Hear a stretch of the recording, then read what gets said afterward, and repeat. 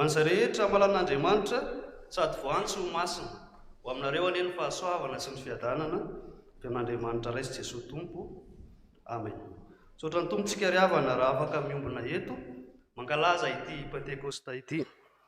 Arak'izany dia iombonana ny liturjia amin'ny endriny fahatelo ihany izy, fa miombontsika ao anatiny samy mandray anjara, na ny mpitarika na ny fiangonana.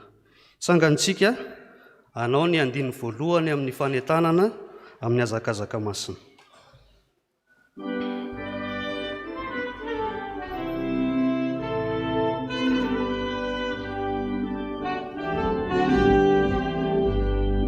Jesu Kristi mpamonjy, Tompo sy andriamanitra, ianao no filazantsara, lai tsy miova ny mandrakizany. Andeha ary isika iaraka hanohitra niazakazaka fonto sy filazantsara ny Madagasikara. Deran'Andriamanitsika manao hoe ny fanasy ny ampakarina manao hoe avia ary aoka izay mahare anao hoe avia ary aoka ho avy izay mangetaeta ary izay mety aoka izy isotro maimaim-poana amin'ny ranonaina.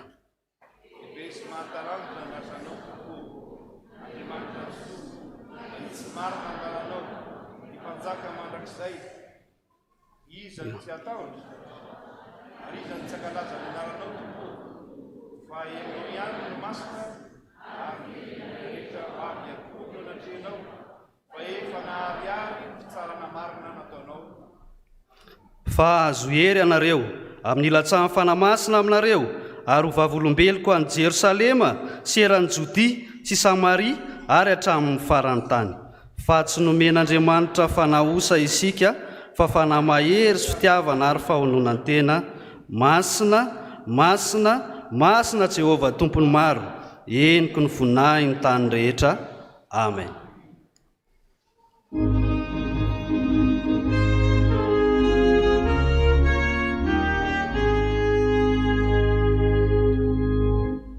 Andriananario endreny voninahitra ny tany sy ny lanitra manerana ny lazanao ny asanao rehetra ny famonjena lehibe ny tarinananay terany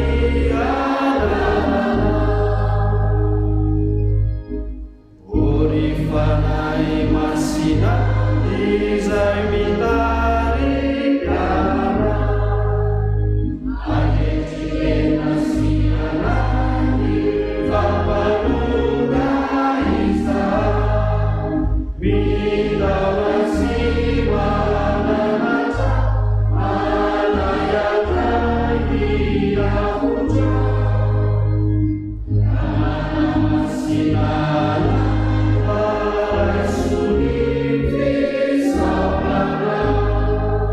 manamasina ry Andriamanitra ray zanaka ary fanamasino, atolotra ianao ny dera ny haja ny vonahitra mandrakizay, satria miendrika anao izany.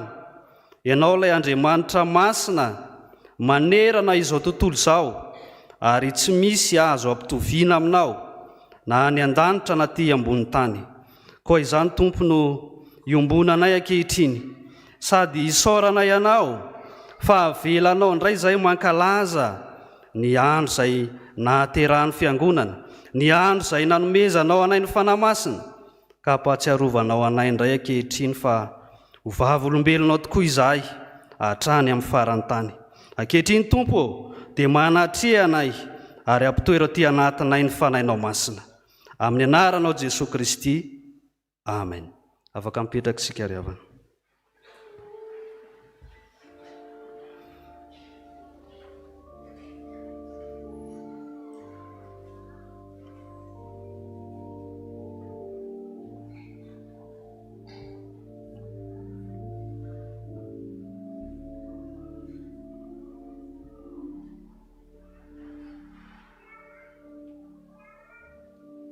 Iomanantsika amin'ny fianonany tenin'Andriamanitra dia ho iraintsika ny hira voalahatra.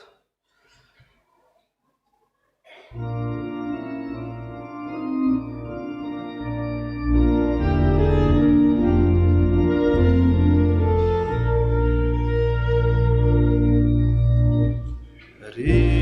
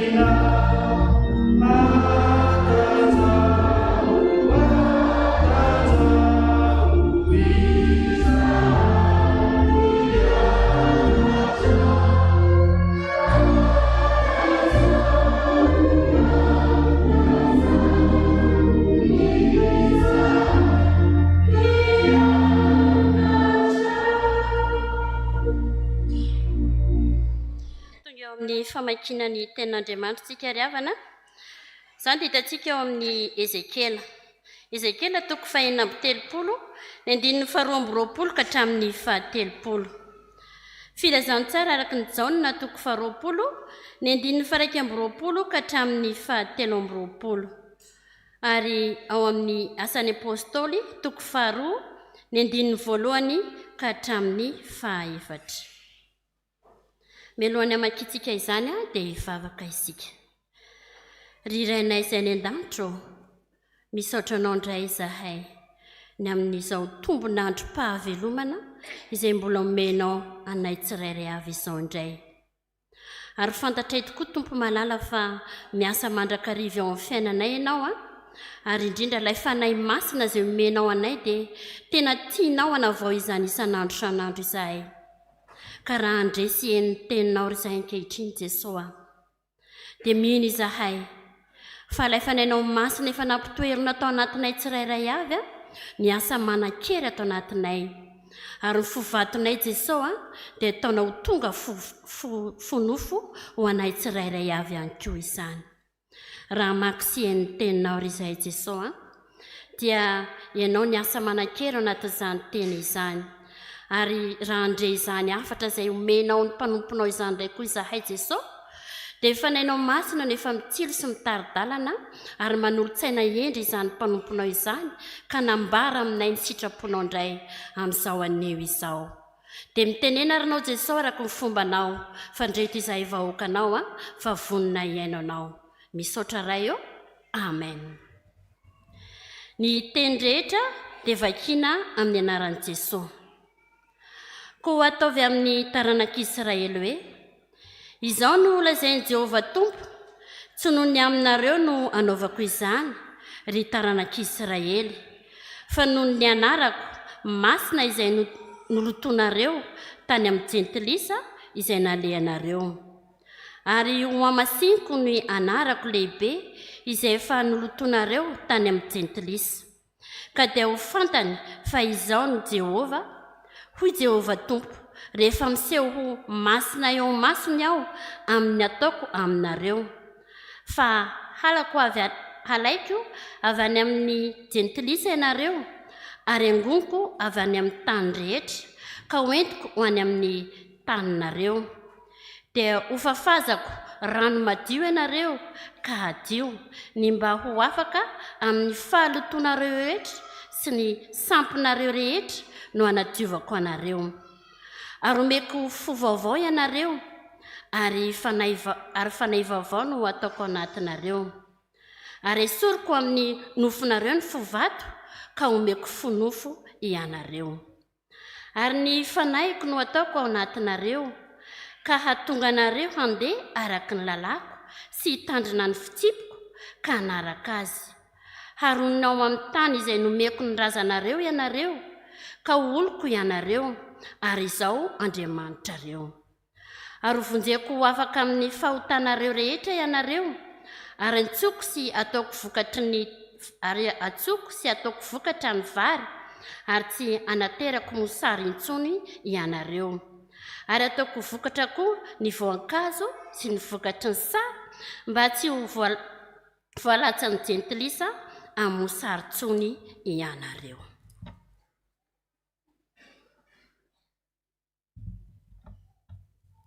Ary hoy indray Jesosy taminy: fiadanana ho anareo, tahaka ny ray ihany no anirahako anareo kosa. Ary rehefa nilaza izany izy dia nanisy fofinaina ka hoy izy taminy: raisy ny fanahy masina, na elokizana avelanareo dia ho voavely izany, ary na aniza kosa ny tsy avelanareo dia tsy voavely izany. Ary noho ny tonga ny andro Pentekosta dia teo amin'ny fitoerana iray izy rehetra, ary nisy feo tonga tampoka avy tany an-danitra toy ny rivotra maherin'ny fofofofo ka nanenika ilay tranon'ny angonana. Ary nisy lela maro mitarena afo niseho taminy izay nizarazara, ary nipetraka tamin'izy rehetra isan'olona izany, ary samy feno ny fanahy masina izy rehetra, ka dia niteny tamin'ny fiteny maro samihafa araka ny nampitenen'ny fanahy masina azy. Amen. Ray masina manamasinana ay amin'ny fahamarinana ny teninao amin'ny fahamarinana. Amen. Dia tsika ry havana hitsangana hitsehana ny tenin'Andriamanitra.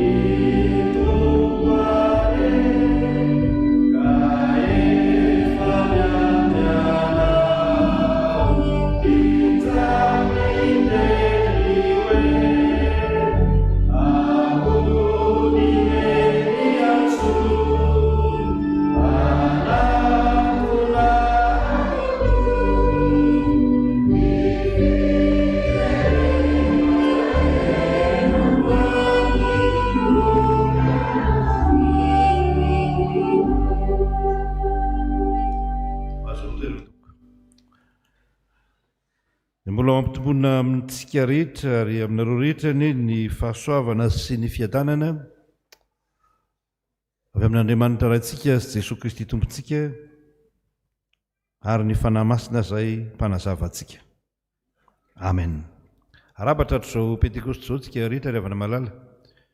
Ny toriteny amin'izao fidirana faharoa izao dia ny perikupa rehetra no akatsika izany toriteny izany. Ireo ny lohateny manao hoe fanahy masina manova fiainana. Voalohany dia tsika miara-mamaky azy satria izay mihitsy nanaovana ny plan toriteny eo amin'ny écran eo. Fanahy masina manova fiainana voalohany dia amin'ny lalana tsara. Faharoa ny fiadanana sy andraikitra. Ary ny fahatelo fiandraisana amin'ny hafa. Ny fanahy masina dia manova fiainana ary azoko lazaina hoe nanova mihitsy ny tantaran'izao tontolo izao. Io fanahy masina io tena nanova ny tantaran'izao tontolo izao ny fanahy masina. Tsy nisy ny fiangonana raha tsy nisy ny fanahy masina. Tsy nisy mpino raha tsy nisy ny fanahy masina.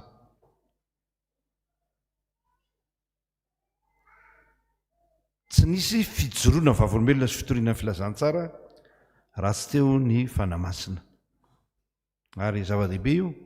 Saika io ny mahazava-dehibe ny andro ny akarana. Efa lasa 10 andro lasa izay. Adinontsika mantsy io. Tsy te hiteny hoe iza ny vavaka tamin'ny andro ny akarana fa dia vitsy moa izany ny vavaka amin'ny andro ny akarana izany. Na ny Pentekosta ary dia tsy dia tsaroan'ny olona hoe fotoana lehibe izany. Rehefa krismasy ilay irodana mihitsy ny rihana.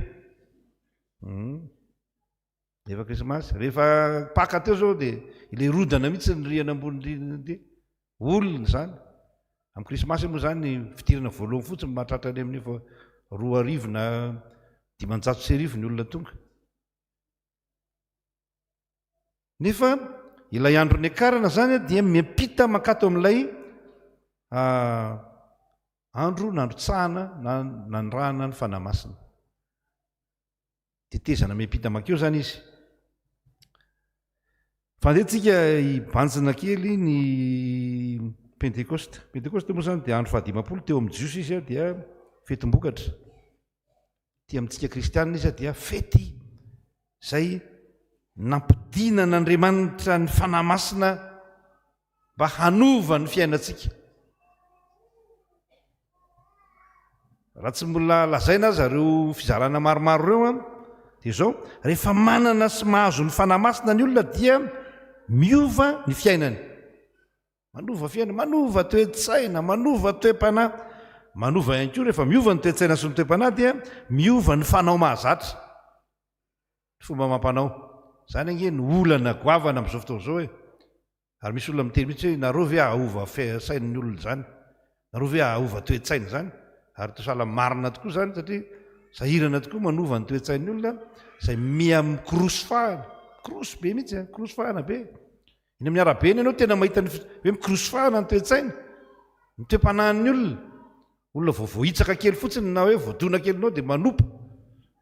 Dia tsy hita intsony ankizy kely mbola voatavy tsy mifandraka aza dia miresaka dia miteny ratsy ny fiteny sy ny rehetra. manova ny fiainan'ny olona ny fanahy masina, manova ny tantara ny fanahy masina. Io baiboly io zany soratra masina io na tonga tetỳ am-pelantanantsika aza io, rehefa tsy ao ny asan'ny fanahy masina dia tsy misy ninninona azotsika tovozina ao. Izay zany no azo lazaina hoe azotsika anokafana ity toriteny ity. Fa zavatra anankitelo moa zany voasoratra eo amin'ny plan eo. Voalohany zany dia manova fiainana izy satria mitary-dalana andeha amin'ny lalana tsara. Ahoana hoe mitary-dalana andeha amin'ny lalana tsara. Tena raharaha mantsy ny teo mijiosy ary totsika pahatsorana takizay. Reto jiosy reto na trany ampahababoana azy dia mbola nivily lalana ihany, mbola nanao zava-dratsy ihany, ary zava-dratsy nanala baraka ny anaran'Andriamanitra. Ko antsoy ny taranak'Israely, antsovy ny taranak'Israely hoe izao no lazain'i Jehovah Tompo. Sy noho ny aminareo nanaovako izany taranak'Israely fa noho ny anarako masina izay nolotoinareo tany amin'ny jentilisa izay nalehinareo. Takizany koa ngeny indray nataontsika maha-kristianantsika, maloto ny anaran'Andriamanitra, tsiratsirain'ny olona noho ny zavatra ataontsika. Zany zany ny atao hoe toriteny direkta be zany, zavatra ataontsika noho ny fitenitsika, noho ny zavatra ataontsika eny amin'ny fiarahamonina dia lotoin'ny olona ny anaran'Andriamanitra. Ny zavatra tena manahirana moa zany amin'izao fotoana izao dia tsy fahalalan'ny olona intsony, tsy fahalalantsika, atao hoe tsika zany. Ny antsoina hoe aiza ny lalana tsara. Satria ny olana na mpitondra ianao na vahoaka ianao rehefa tsy mahita ilay antsoina hoe lalana tsara, bonne direction, aiza ny bonne direction, dia tsy mandeha ny zavatra. Taka ny olona mitondra sambo rehefa tsy mahita hoe atso ny lalana mety dia midona amin'ny ranomandry na midona amin'ny vato na tendrombohitra ny sambo. Dia io zany Andriamanitra dia tsy miandro ny olona, tsy miandro ny olona ho tonga saina, tsy miandro ny olona hatsiaro tena, fa manampy Andriamanitra. Inona no nanampian'i Israely? Ho fafazako rano madio ianareo dia adio, afaka mifaly toy nareo. Omeko fo vaovao ianareo, asolo ny fo nofo zany, fo vatonareo. Ary pahatanteraka izany dia ny fanahiko no ataoko anatinareo ka hahatonga anareo handeha araka ny lalako sy ny fitsipiko ka hanaraka azy. Manao zavatra pratika kely tsika. Firy zany zao ny olona tena mahalala amin'izao fotoana izao hoe inona moa ny fitsipika ety an-tanan-dehibe ety. Zany zavatra hiainana andavanandro e. Ary zany ny tokony ampianarina aty amin'ny fiangonana. Be dia be ny olona tsy mahalala akory hoe inona ny fitsipika eny amin'ny fiarahamonina. Dia tsy miteny hoe fitsipim-bavahana fotsiny fa fitsipika eny amin'ny fiarahamonina. Inona ny tena lalàna eny amin'ny fiarahamonina? Aiza ny lalana tsara amin'izany lalàna eny amin'ny fiarahamonina zany. Io ety an-tanan-dehibe io nge misy fitsipika io e. Ny olona dia tsy hoe tsy manara-pitsipika fotsiny ny olona, fa tsy mahalala hoe inona ny fitsipika. Zany nge ny olana e. Tsy hoe tsy manaraka fitsipika fotsiny, indiscipliné, fa tsy mahalala mihitsy hoe inona ny fitsipika. Somary hidina kely hiresaka ny hoe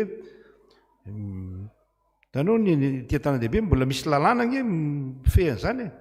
Ny olona mandrorarora eraky ny tanàna io, ny olona miteny ratsy eny an-dalambe na mamo eny an-dalambe, na manao zavatra hafa eny an-dalambe, ny code de la route, izany hoe ny fitsipiky ny fitondrana fiarakodia, tsy takan'ireny, tsy takan'ilay lazain'ilay vazaha namanay izay hoe ny eto aminareo ry pastera tsy misy code fa izay tonga taloha ny priorité. Izay tonga taloha eto amintsika ny priorité. Na efa mandeha zao ary ianao dia mbola misy mitsongona ihany, mitsorika ihany sy ny rehetra. Ny tena olana dia tsy mahalala ny lalàna. Ny Israely izay ny olana, tsy nanaraka ny lalàna, izay mahaolo ny fanekena azy. Io lalàna io didy io ny mahaolo ny fanekena azy. Lazaiko io fa hoe ny mahaolo pirenenany dia io fanarahana lalàna io e, fanarahana didy io. Manao an'izany ve tsika? no zany ve mahita ny lalana tsara ve ale aiza ny lalana marina amin'ny ara-panahy zany raha ohatra ka zay ny mahalaza azy dia omen'andriamanitra ny fanahintsika ahatonga atsika andeha araka ny lalàna mba onona amin'ny tany zay omeko ny razanareo ianareo zy izy ka oloko ianareo zao andriamanitra reo mba hipetraka ny fiarahamonina amin'andriamanitra. Andriamanitra tsy miara-monina amin'olona baranahany, Andriamanitra tsy miara amin'olona tsy tandalana, fa mazava ny didy rehefa nanao fanekena tamin'ny olon'Andriamanitra dia misy didy mazava. Ratsy hiteny avintsika fa tsy ny didy folo. Inona ny didy voalohany amin'ny didy folo moa? Ahoana ny didy voalohany amin'ny didy folo? Sao ary mba tsy mahay azantsika marina sala tsy mahay azantsika. Inona ny didy voalohany amin'ny didy folo kay? Tiavan'i Jehovah Andriamanitra ao amin'ny fonao rehetra sy ny fanahinao rehetra, sainao rehetra. Zany ny didy lehibe, didy voalohany sady misy fampanantenana raha teo. Didy faharoa, didy fahatelo, fahaefatra, fahadimy, fahaenina. Marina fa ho antsika kristianina tsy hoe didy no hidirana amin'ny fanekena fa finoana Jesosy Kristy. Didy dia aorianan'ny fanekena. Mitary-dalana handeha amin'ny lalana tsara ny fanahy masina. Dia io fanahin'Andriamanitra io zany no hitarihan'Andriamanitra atsika hahalala ny aiza ny lalana tsara sy mety, mba azahoantsika miara-monina amin'Andriamanitra. Ary io fiarahamonina amin'Andriamanitra io natao hoe fiadanana. Misantsika amin'ny faharoa zany io. Nge natao hoe fiadanana fiarahamonina amin'Andriamanitra. Rehefa tena miara-monina aminao Andriamanitra, mitoetra ao anatinao Andriamanitra, dia manam-piadanana ianao. Zay latson'ny Hebreo Salom ozy izy. Tsy hoe tsy misy fotsiny ny ady fa miaraka aminao Andriamanitra. Fanahy masina hitari-dalana antsika hahalala hoe aiza ny lalana marina sy tsara eto amin'izao fiainana izao. Eto amin'izao fiainana izao aloha. Rehefa maika ho any an-danitra kanefa ny eto ary tsy milamina. Aza maika ho any, mangatao ela velona. Fa andeha aloha ny eto halamina tsara.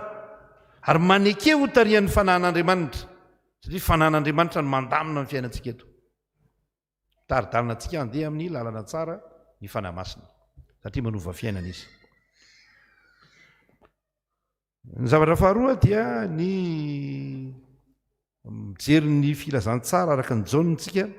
Io indray dia metsika lohateny hoe faharoa, manome fiadanana sy andraikitra ny fanahy masina zany. Fanahy masina manova fiainana. Rehefa mandray ny fanahy masina ny olona dia mandray fiadanana. Fandraisantsika teo ny fiadanana, ny fifandraisana amin'Andriamanitra, fiarahamonina tsara amin'Andriamanitra. Ianareo oloko izao Andriamanitra reo. Inona ny fiadanana? Ny fiarahamonina amin'ny Jesosy Kristy. Fa mijery ny Apokalipsy ianao, 2:20 sy 4:20, dia tsy misy masoandro any, tsy misy zao any, tsy misy volana intsony any fa zanak'ondry no miarahamonina aminao. Ny fahazavanao sy jironao tsy edivana intsony zany ny jiro sy ny rano. Aiza ny jiro? Maizina ny tanàna. Fa Andriamanitra ny manazava. Ary zany no fiadanana ananan'ny olona. Tsy resaka materiel fotsiny. Eto ambony tany eto zany. Fa Andriamanitra manazava anao, Andriamanitra mitahy anao, Andriamanitra manambina zay rehetra ataonao, no Andriamanitra mitondra fiadanana ho anao. Ary ny fananana an' Jesosy Kristy eo amin'ny fiainana no antsoina hoe fiadanana. Fiadanako no omeko anareo. Avy any aminy azy ny fiadanana dia omeny antsika zany. Fa rehefa manana fiadanana dia manjary tompona andraikitra tsika. Tompona andraikitra. Olona tompona andraikitra. Zany anie no olana goavana amin'izao fotoana izao hoe na amin'ny fiarahamonina zany, na amin'ny fiainam-pianakaviana, na amin'ny fiaina-tokantrano, na amin'ny fiainam-pirenena. Tsy tompona andraikitra ny olona. Démissionnaire. Miala andraikitra. Misy na ao an-trano azy misy zatra hoe viliany anjera, dia misy miteny hoe tsy zany nananjeran'io. Nefa dia ianao mihitsy ny nanjera azy teo. Tsy tompona andraikitra ny olona. Inona no nandraikitra omen'Andriamanitra atsika? Men'Andriamanitra atsika dia izao no lazain'ny soratra masina. Fiadanana ho anareo tahaka ny nanirahan'ny ray ahy no hanirahako anareo kosa. Irahana ho misionera isika. Irahana ho mpitory ny filazantsara tsika. irahana hovavolombelona ny filazantsara isika. Mandray andraikitra amin'izany tsika. Mandray andraikitra mpiarabelona misikisika zay na iza avelanareo elo ka dia voavela, na iza kosa tsy avelanareo dia tsy voavela zany.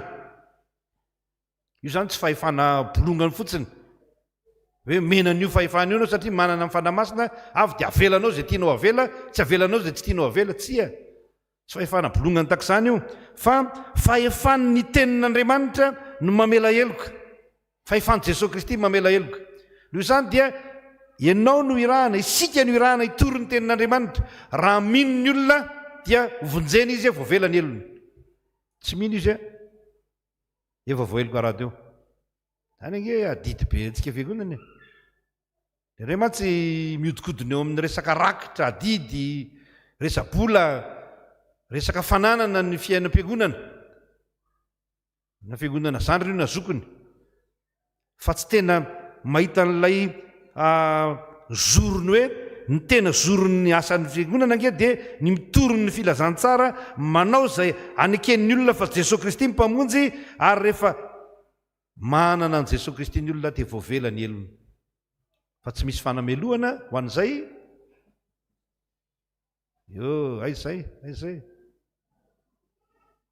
Romana 9:1 ary amin'izany dia tsy misy fanamelohana. Ary tsy mamaky baiboly nareo reto. Ary amin'izany dia tsy misy fanamelohana ho an'izay ao amin'ny Kristy Jesosy. Satria voavela ny heloky ny olona ao amin'ny Kristy Jesosy. Afaka mamela heloka zany ianao rehefa manana ny fanahy masina. Andraikitra zany, andraikitra goavana zany. Andraikitra be ny fitoriana ny filazantsara noho izany satria miankina amin'io fitoriana ny filazantsara io na ananan'ny olona famelan-keloka na tsia, ny ovan'ny fiainany na tsia. Rehefa tsy toriana io filazantsara io dia maty momokany ny olona, tsy mahalala ninninina. Mandeha amin'ny lalana diso, tsy voavela heloka. Rehefa toriana ny filazantsara ka mandray zany ny olona, na iza mandray zany, tsy misy akanavaka, dia voavonjy izy. Ary zany andraikitra zany dia andraikitsika zany. Filazantsara ne natao hanovan'ny fiarahamonina, natao hanovan'ny tantara ozy izy ny barao be teo aloha tao amin'ny Eftigema, manovan'ny tantara, ny filazantsara manovan'ny tantara. Raha mamaky ilay Ezekely ianao, miverina kely mamaky ny Ezekely tsika, dia misy soratra tak'izao amin'ny 9:7, 7:20 amin'ny anaran'i Jesosy. Ary vonjeko afaka amin'ny fahavalonareo ianareo rehetra ianareo, ary antsokiko sy ataoko vokatra ny vary, ary tsy anaterako mosary tsony ianareo, ary ataoko vokatra koa ny voankazo sy ny vokatry ny sa, mba tsy ho voalatsa ny jentilisa amin'ny sary tsony ianareo. Ny olona manana ny fanahy masina zany dia manana andraikitra eo amin'ny fiarahamonina. Tsy hoe ny fananana ny fanahy masina dia pouvoir na hoe fahefana hoentina misetrasetra aman'olona na hoentina manao zavatra hafa, fa hoentina manova ny fiainan'ny olona zany. Ary tsy resaka fanahy ihany ny resahana rehefa fanahy masina tonga amin'ny olona. Rehefa miova ny sain'ny olona, miova ny fony, voavela ny elony dia afaka mamokatra izy, afaka mamokatra. Dia tokony hamokatra zany, andraikitra omena antsika koa zany ny vokatra tsara eo amin'ny fiainana. Andraikitra zany. Indray milaza hoe kristianina nefa ny any amin'ny asan'ny apôstôly moa sy ireo epistily maromaro dia misy an'izany. Misy olona mandehandeha tsy ny raharaha ninina fa dia nandehandeha nitetitety tanàna fotsiny miteny hoe Jesosy Kristy mpamonjy sy ny rehetra fa tsy nanotsy ny asa sy naninona. Nitety ny tranon'ny olona sasany fotsiny, tsy ny asa sy naninona. Dia hoy Paoly apôstôly hoe izay tsy miasa dia aoka izy tsy hihinana. Ny olona manana ny fanahy masina dia manana zotom-po irahan'i Jesosy. Ary ny iraka mpanaovan'i Jesosy dia tsy hoe miteny ihany fa miasa koa. Miasa ihany koa. Efa nilazaiko teto matetika moa teto amin'ny fiangonana ity ary tsy maninona zany fa mahatsara indray manao teny averina. Mety tsy misy angamba ny asa ozy izy ny olona, tsy isy ny asa. Aiza moa ny andrositsika ary avaka malala, jerevy tsara ne. ary tsy eto manodinantsika misantsety firy zany ny tena olona miasa sena mba nisan'ireny kotsika kristianina zany hoe tsy miasa fotsiny ataony bolina tsy ambadiketsy ataony bolina ry ataony olona manjatonjatony ny manatrika eo andro fiasana nefany mampidi-bola angamy bolina an'izay manao azy ka mety mampidi-bola fa hoanao mijery akamany hoe tsy dia misy vola miditra any aminao akory tsy misy arena miditra any aminao akory olona tokony mokatra dia mijery fotsiny mitazana adiny bolina mitazana n'izao sy n'izao dia gaga ianao firy zany ny olona tena miasa ny fanahy masina dia mahatonga antsika ho tompona andraikitra eo amin'ny fiarahamonina tompona andraikitra amin'ny tenantsika raha mahanitra ianao raha mahantritsika tsy hoe ny hafakory ny mampahantra anao fotsiny fa ianao koa tsy mahajoro ianao koa tsy miasa raha miasa ianao dia manana an' Jesosy Kristy dia zay nge ilay vavaka ataontsika isan'andro hoe ambiny ny asan'ny tananay eny ambiny izy fa na miasa fatratra ary ianao rehefa tsy ambiny ny tompo tsy mandeha tsy misy io fa rehefa ambininy io da zavatra kely ary zay ataonao dia mampanankarena io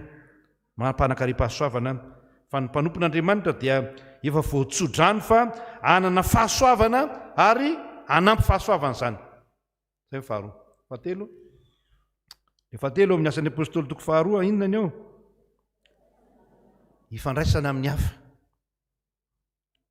olona nidy tao an-trano mantsy ry zalahy apôstôly reto rehefa lasa Jesosy miakatra any an-danitra nidy tao an-trano tao Jerosalema tamin'izany moa mety Jerosalema mety mbola tanàna kely tsy dia hoe goavana be akory fa mety tanàna kelikely ihany raha amin'izao fotoan'izao zany ho an'izay mety manana moyen andehanana Jerosalema zany tanàna be zany mety vita indray andro akory ny mitety an'izany na 2 andro dia nidy tao an-trano reto satria natahotra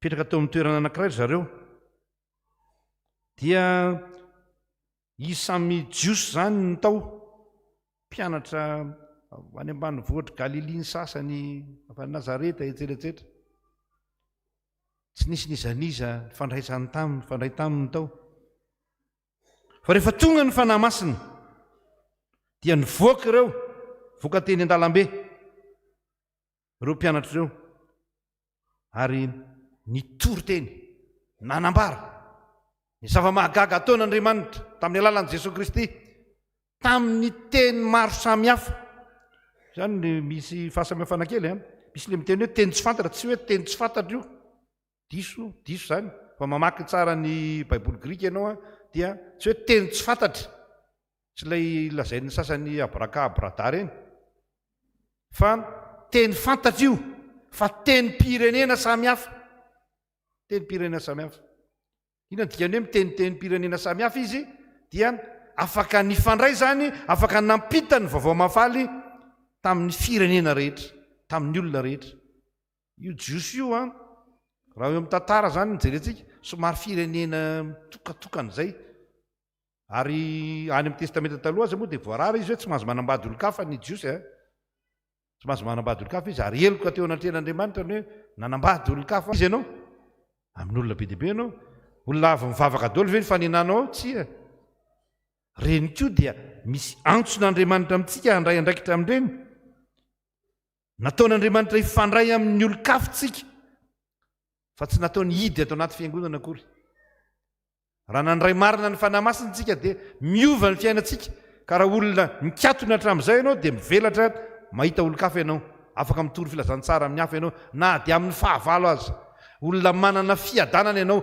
ary mandray andraikitra eo anivon'ny fiarahamonina ary olona mandeha amin'ny lalana tsara ianao mahita hoe tia ny lalana tsara inona moa ny lala tsara tia ny lala tsara ozy izy raha salama moa rehefa ole fonina tao am-bopotsy izy hitako ny lala tsara ka izorako zao azoko ny famonjena ka ho tanako dia mahalala tsara tsika ny Jaona 4:10 hoe izao no lalana sy tsy izao zany fa i Jesosy man'Andriamanitra voninahitra mahireza ry avako dia anova ny fiainantsika ny fandraisantsika fanahy masina raha mbola tsy nandray fanahy masina ianao dia azo angatahana io ary tokony angatahana mihitsy io nge le nivin'le teny eo amin'ny Matio 4:4 toko 7 azavady hoe mangatà dia mena ianareo de tiava dia ahita ianareo mangatà amin'Andriamanitra mba hidino atao amiko zany fanahy masina zany fenoy ny fanahy masina fa rehefa manana ianao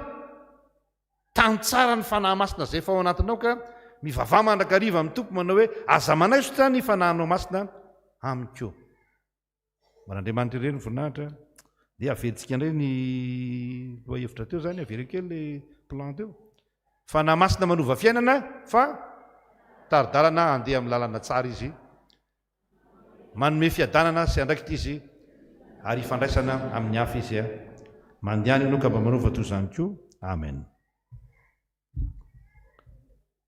dia tsika rehetra hanonona ny teny aoriana ny sitrapon'Andriamanitra satria izay ny sitrapon'Andriamanitra manao hoe sambatra ny maitsi lalana izay mandeha araka ny lalan'i Jehova sambatra izay mitandrina amin'ny teny vavolombelony ka mitady azy amin'ny fony rehetra amen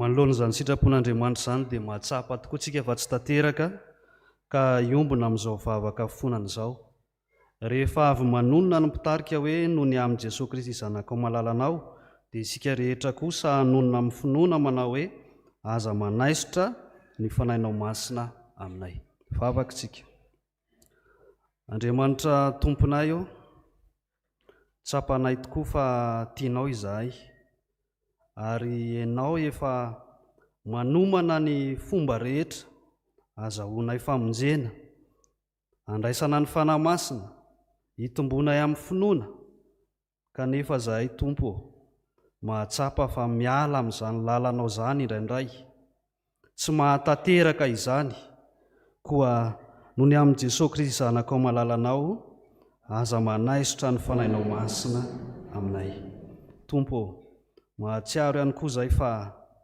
maro ny tsy fankatoavana izay ataonay zanakao maro no mety fahadisoana fahadalana fitondratena tsy araka ny sitraponao koa noho ny amin'i Jesosy Kristy zanakao malalanao aza manaisotra ny fanahinao masina aminay tompo indraindray ihany koa izay dia tsy mety na mandany fitarihan'ny fanahy masina ka mahatonga anay tsy mandray fahalalana tsy mahafantatra izay tokony atao tsy mandray andraikitra ka noho ny amin'ny Jesosy Kristy zanakao malalanao aza manaisotra ny fanahinao masina aminay tompo mamindrafo amin'ity firenena ity satria maro ny mbola voakeja any amin'ireo fanompoana tsy izy fanompoana sandoka ary indrindra ihany koa aminay fiangonana mamindrafo aminay fiangonanao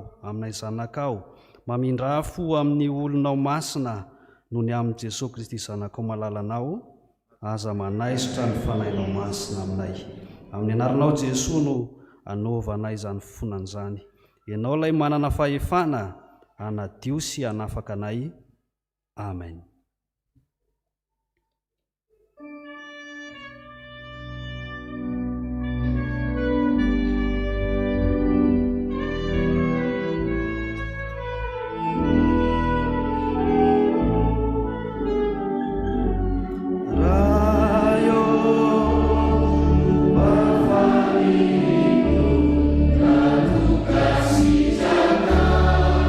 Ya Tuhan,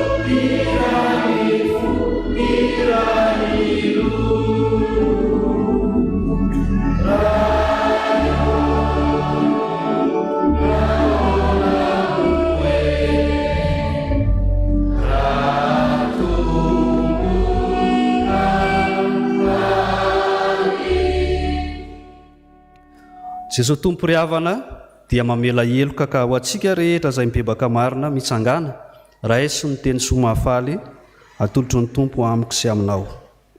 Manao hoe izaho efa nandevina ny fahaltsonao tahaka ny fandevina ny zavona ary ny fahotanao tahaka ny rahona, koa miverena amiko fa efa nanavitra anao aho. Ary omeko fo vaovao ianareo ary fanahy vaovao no ataoko ao anatinareo ary esoriko amin'ny nofinareo ny fovato ka omeko fo nofo ianareo. Koa ambara amin'ny anaran'i Jesosy ry havana voavelany elontsika. Aleloia, amen. Sambatra aho vavoavelany eloko, voasarona ny fahotako, tsy nisainy Jehova eloka aho. Amen. Amen.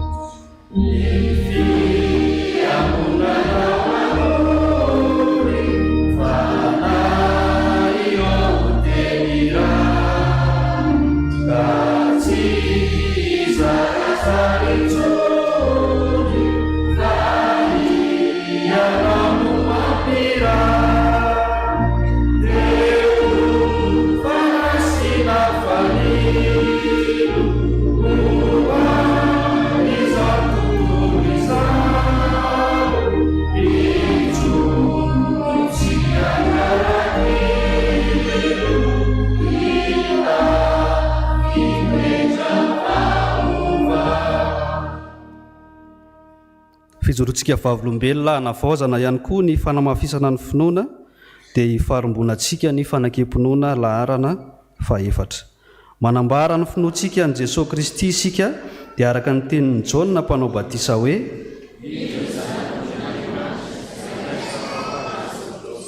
sy araka ny teny nataony Andrea hoe sy araka ny teny nataony Nataela hoe Rabi eo, ianao ny zanak'Andriamanitra, ianao ny mpanjakan'i Israely. Sy araka ny teny nataony Samaritana hoe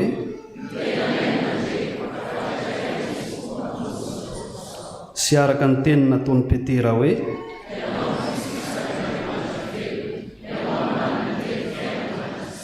ary araka ny teny nataony Tomasy hoe tompoko sy Andriamanitro. Amen. Afaka mipetraka isika. Amen.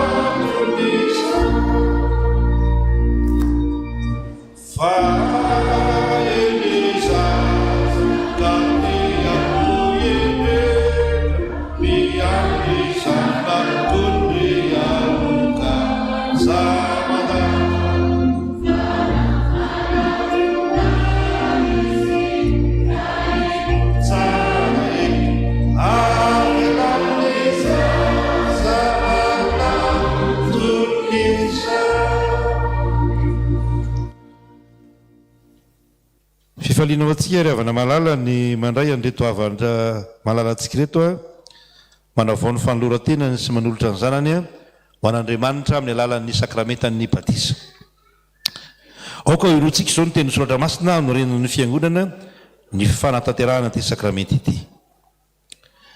Efa nomena ny fahefana rehetra ny an-danja sy ty an-tany, ko mandeany ianareo dia ataovy mpianatra ny firenena rehetra, manao batisa azy ho amin'ny anaran'ny Ray sy ny Zanaka ary ny fanahy masina, sady mampianatra azy hitandrina izay rehetra nandadiko anareo. Ary indro izao momba anareo mandrakariva mara-pahatonga ny fahatamperan'izao tontolo izao.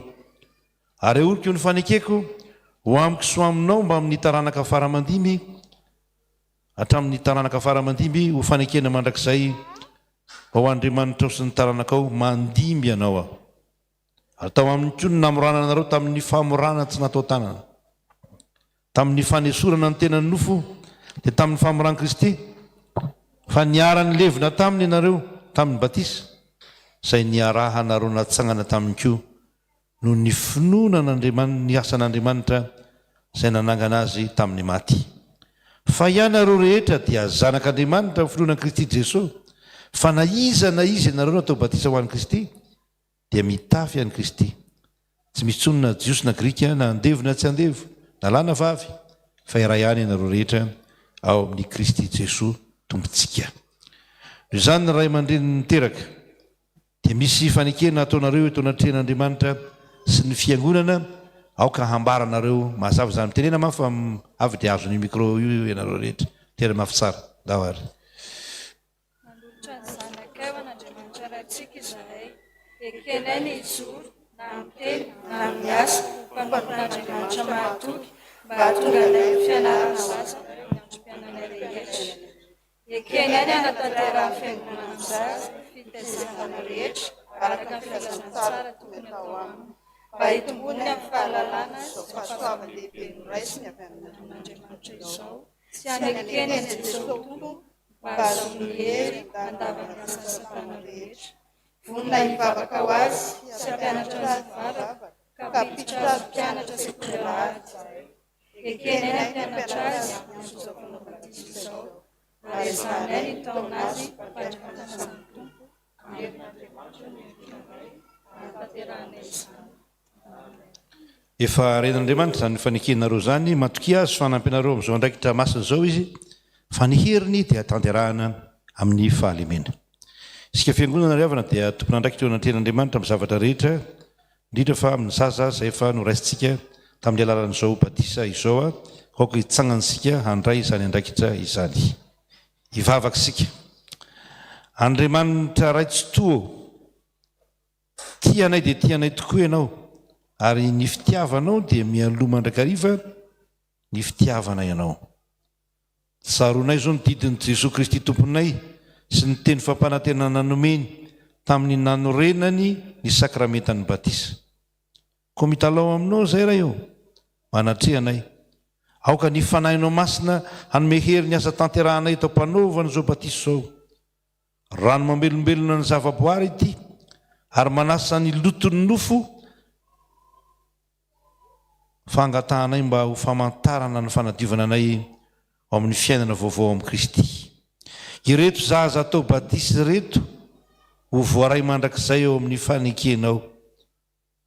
Ampitafio ny zanakao izy ary ampiray endrika aminy no ny asan'ny fanahinao masina izay mitariky azy isan'andro hanome voninahitra anao mandrakariva. Amin'ny anaran'i Jesosy Kristy mpamonjy anay no anaovanay izany vavaka izany. Amen. Dahary androso ianareo. Rajoela Abigael Aroniavo. Manao batisanao aho amin'ny anaran'ny Ray sy ny Zanaka ary ny fanahy masina, ho aminao ny Tompo. Amen.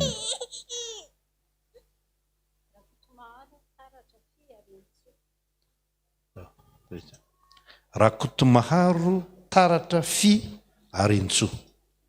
Manao batisanao aho amin'ny anaran'ny Ray sy ny Zanaka ary ny fanahy masina, ho aminao ny Tompo. Amen. Mamitsaka tsara. Rakoto tokaniaina herina. Rakoto tokaniaina herina. manao batisanao aho amin'ny anaran'ny Ray sy ny Zanaka ary ny fanamasina ho aminao ny Tompo. Amen.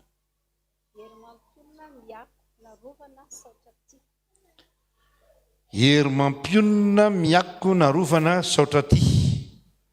Manao batisanao aho amin'ny anaran'ny Ray sy ny Zanaka ary ny fanamasina ho aminao ny Tompo. Amen.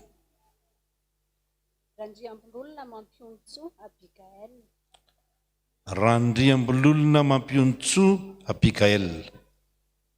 Manao batisanao aho amin'ny anaran'ny Ray sy ny Zanaka ary ny fanamasina ho aminao ny Tompo. Amen. Zay. Ivavaka sika tompoko.